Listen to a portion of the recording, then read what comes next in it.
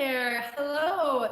I'm so sorry it's been so long. I've been live on the channel, but I wanted to hop on today and do a reading. I don't know if any of you remember a few months ago, one of the things that I started, and I've actually been much more consistent in my Facebook world, not so much on the YouTube, just books that were really moving to me. And so I thought I would hop on and do a reading for you folks today. And recently started reading. I should have read it a long time ago, right? Isn't that always how it goes? And then things kind of find their way back into our life for a reason. So specifically, I'm going to start a little bit of a reading from page 26. And I'm going to jump around to a couple passages that really stood out to me. And from time to time, I'll hop back on here and read other passages that resonate with me. Specifically, it starts, the chapter has a quote. I'm sorry, not the chapter. There's a section that has a quote. Love yourself as much as you can, and all of life will mirror this love back to you. And that's from Louise. Hey, you can heal your life. You are about to meet the most important person in your life. Remember, your relationship with this person, namely you, influences your relationship with everyone and everything.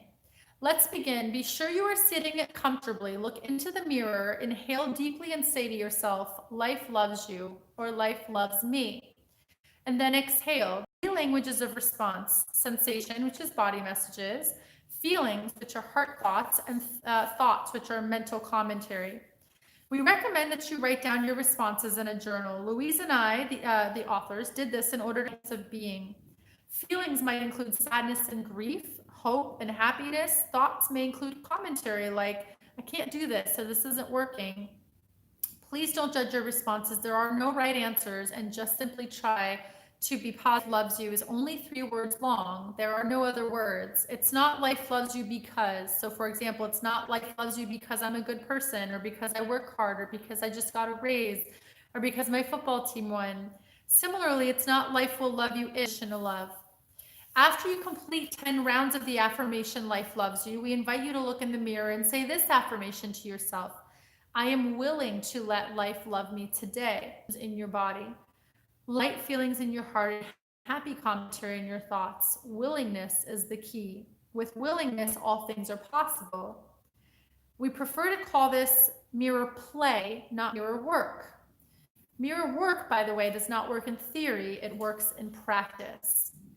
This practice is not about making yourself lovable. You already are lovable. You are a holy expression of love now. It is not about making yourself worthy. You are already worthy. It is not about improving yourself. It is about accepting yourself. It is not about changing yourself. It is about changing your mind about yourself. It is not about reinventing yourself. It is about being even more of the real you.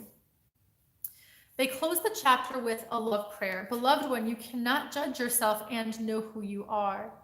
The truth about you cannot be judged. Put aside your judgment then for one sweet holy moment, and let me show you something wonderful. See what it's like to be you when you stop judging yourself. What you judge is just an image. After the last judgment, you are lovable and you are made of love.